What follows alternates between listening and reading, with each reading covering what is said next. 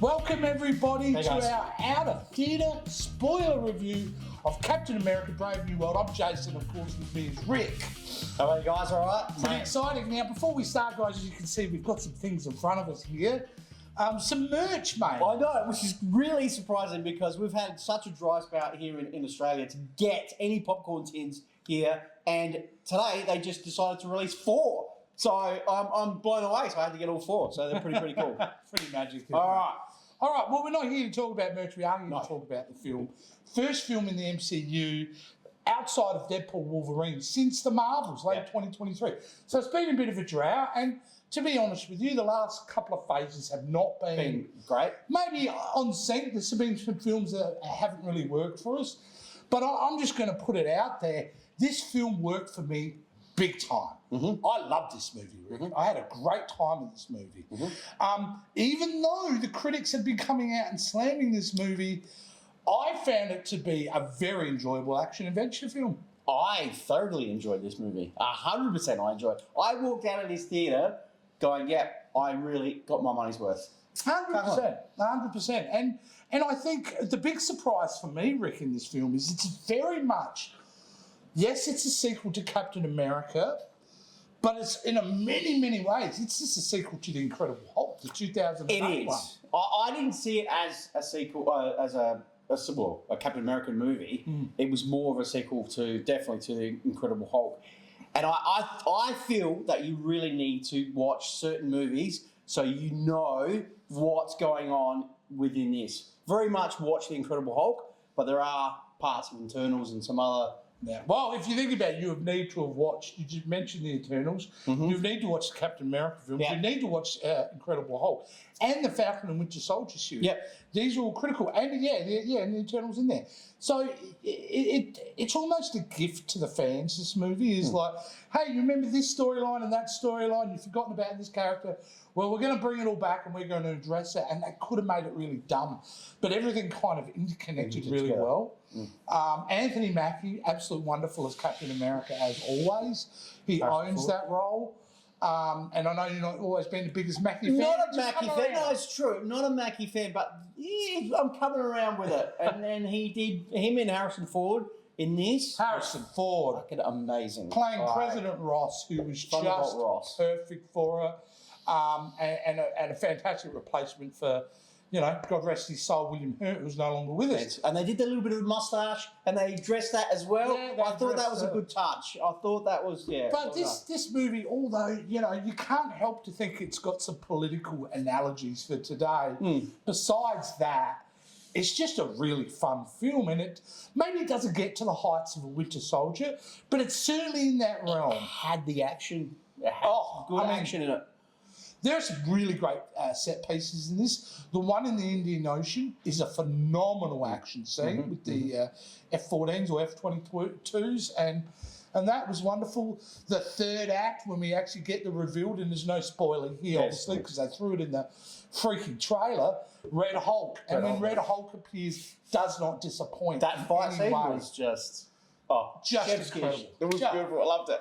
But the big shocker and the big surprise about this that I was just delighted in was the leader. So if you remember Incredible Hulk, guys, right at the end, the scientist that was helping out Banner, trying to work out what was going on, gets hit with some gamma radiation, like liquid gamma, if I remember correctly.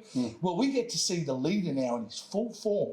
Veiny brain and everything. What do you think of the look? Did you like the look? I know it doesn't really, it kind of goes with the comics, but I liked it. I think it's absolutely on point. I think if they had to have the swollen kind of they had to, because his head is really large in the comics. So. Just wonderful. Just really good. And I've heard some criticism that there's a lot of exposition and there's a lot of explaining, and I didn't really feel that. I really felt the film kind of just whipped past at a pretty fast pace. I think this was a 2-hour film, but it felt short. There's no doubt about it. It did. And that's a compliment to the film. Honestly, I feel like Marvel's back. So, Rick, as we've known, we discussed on this channel for a while, I went through a period of Marvel fatigue. I was done. It's too much, same. And although this film sticks to the familiar formula, it does it at expert level. And because of that, I think they're setting up a massive return. The fact of the matter is this film, although it may not seem integral, I think we'll look back at this film going, oh, in that film, you can see the effects of where we are now based on where it started there. Yeah. So, honestly, Rick, I think this is... and we were talking about how it all interconnects as well. We were talking about the Eternals. You got to watch it. We got adamantium now. Oh, yeah. In this which whole is universe, phenomenal. which is awesome. Yeah. So and that was a big shock too. That they've actually released that now as a different mineral, which is setting them up for futures coming forward, aka X-Men. Yeah, so 100%. I think this is surprisingly a better film than I thought, and I went in with a little bit of cynicism.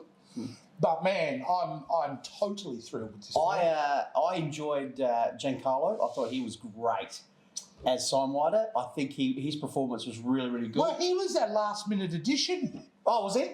They only hired him to come back and do reshoots. Okay, all right, smart move because he was great. Yeah, he was great in it, and you know who I can see we're going to see a lot more of is that character Ruth, who was the security officer to an ex-Black Widow. Yeah, ex-Black Widow. I think we're going to see more and more of her in future movies. I have a feeling. She was really good as well. Yeah, it also alludes to, it obviously links into movies like Thunderbolts. We get a great scene with, spoiler, and this is spoiler. Spoilers, mate, go for it. We get a scene with Bucky Barnes. Yeah. Which they had to have because of the relationship they had established in not only Civil War, but into Falcon and the Winter Soldier. So you kind of had to... You're going to have that. Had to have him there, but I think that sets up and starts to spin off for the Thunderbolts, because the conceit here is President Ross wants to restart the Avengers, which they reveal in the trailer.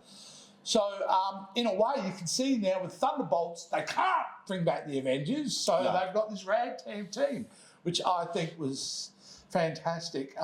The end credit scene as well alludes There's an end credit scene, which is kind of foreboding what is going to come in the future. There's a nice little dialogue scene between Captain America and the leader on the raft, the prison, and he's threatening of what's coming. So I think that does lead into Doomsday Secret Wars. I think that's where we're kind of getting to with that. But just a great entertaining film, and a film that doesn't hold back at times with the action. It's quite brutal. And it was good because you don't see, and we were talking about in the car, you don't see Sam in his suit in much of this movie, which is great. And I love the fighting scenes that he's just an average guy. He hasn't got the serum. So when he hasn't got the suit and he's fighting, so it's really good. We know he's a very formidable fighter. He's obviously got martial arts training in that. But what I also like about Captain America in this film, Rick, was that he fights a bit dirtier than OG Cap. Yeah. Like he'll stab a mofo if he has to. He did. So, like, it's a bit more of a brutal. He doesn't follow the same, maybe, principles as Cap to the T, which I thought was which is great. And then we got introduced to a new Falcon. Possibly a new Falcon. Well, he is the Falcon. That was Mr. Ramirez. I can't remember his first name, but he's absolutely fantastic. He was good. He was good. He was good. And certainly a character we were introduced to in Falcon and Winter Soldier that expanded his role more. There's lots of great stuff. So much going on. There's lots of great stuff. This is a great film. Honestly, it's not going to hit the heights of a Civil War or Winter Soldier, but it's in that realm. It's a good quality Marvel film. And don't listen to the critics. The critics on Rotten Tomatoes giving this a 50%. That's terrible. Which means every second person hated this film. And I don't get it. I don't understand it. I don't agree with it. This thing was a winner. No, we read some reviews coming out on the cinema, and it's shocking at what some people were saying about this. Yeah. But there was a mixture of people in our cinema, old, young. It was great. It was good to see. Like I said, we walked out, we enjoyed it, and it was a good popcorn movie. So you can't go wrong. No, you got to go check it out, right? 100%. Check it out. Go watch it. I think you'll have a good time with it. And it is worthy of going to the cinema because some of the action scenes look wonderful on the big screen, especially that Indian Ocean scene, which was really like it. It's good. It was so intense. It was so intense. And how often do you see America and Japan fighting each other since World War II? Not often. But we get it in this film. And Japan win. No. It was good. Everything about this to me says Marvel's on the right track. It's not a perfect film. They never are. I think but this film is up there. It's certainly not Ant-Man and Quantumania or, anything as horrible as that. It is certainly a the Marvels, but quality Marvel film. So well done to the Marvel team. I think it's a good lead. And someone, like I said, who had bad Marvel fatigue, this film washed off any remnants of that. I'm in. I'm back. I can't wait to see another 2 big Marvel films this year. We've got Thunderbolts May 2nd in July. Yep.